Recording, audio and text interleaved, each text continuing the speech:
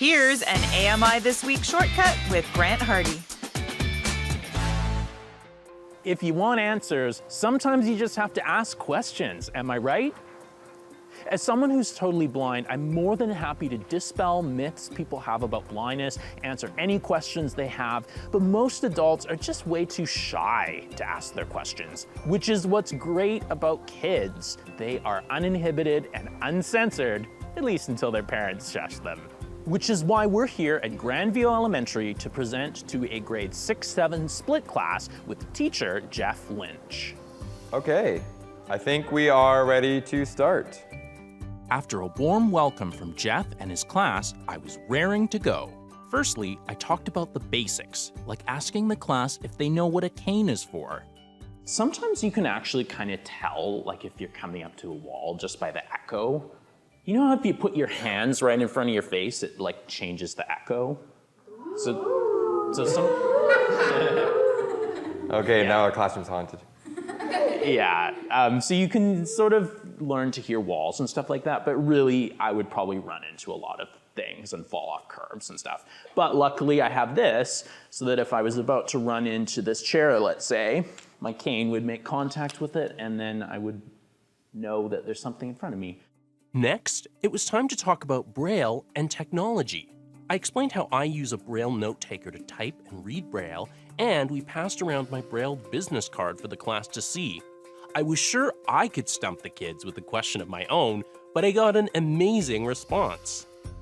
And you might ask how a blind person would use a device like an iPhone. Does anyone have any idea? I'm pretty sure there's a thing on your phone where you can do voiceover. Oh, you're so good. How on earth do you know that?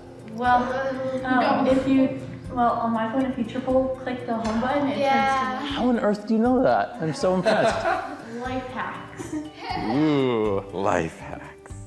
very cool. Of course, all this tech is useful on the job, which is what I talked about next, discussing the kinds of stories we produce and my role. Then it was time for questions. The kids politely raised their hands and Jeff spotted for me. Can I see colors? Okay. Well, I can't see really anything other than light. And I can't really tell different color lights. Like, I have no idea what the colors actually look like, though. Have you ever had someone describe what you look like? Well, I guess working in TV can be helpful because it's probably one of the few jobs where you're told, you know, get a haircut, your hair's starting to get a bit long. You know, you need to maybe get rid of this shirt, it's getting a little old or whatever. I probably don't know what I look like as much as you know what you look like. The next question took us from reality to Dreamland. Well, when you're dreaming and things, how do you picture things in your head? That's a good question. I think I would picture things using only the senses that I have. So I would dream without being able to see in my dreams. Ultimately, the kids' questions ranged from the practical to the philosophical, which is great, because at the end of the day, I wanted to leave them with a positive message. I think the biggest thing that someone with a disability wants is just to be treated like a normal person. Chances are that they want to talk to you. They may be living a happy life.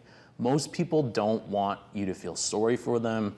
Most people don't want you to treat them differently. On that note, it was time to head out. I was super impressed by how open and respectful the kids in this class at Grandview Elementary were. And I'm happy their teacher, Jeff Lynch, is focusing on teaching inclusivity and accessibility to these kids. That was so much fun. As I said before, if you want answers, sometimes you just gotta ask questions. Am I right?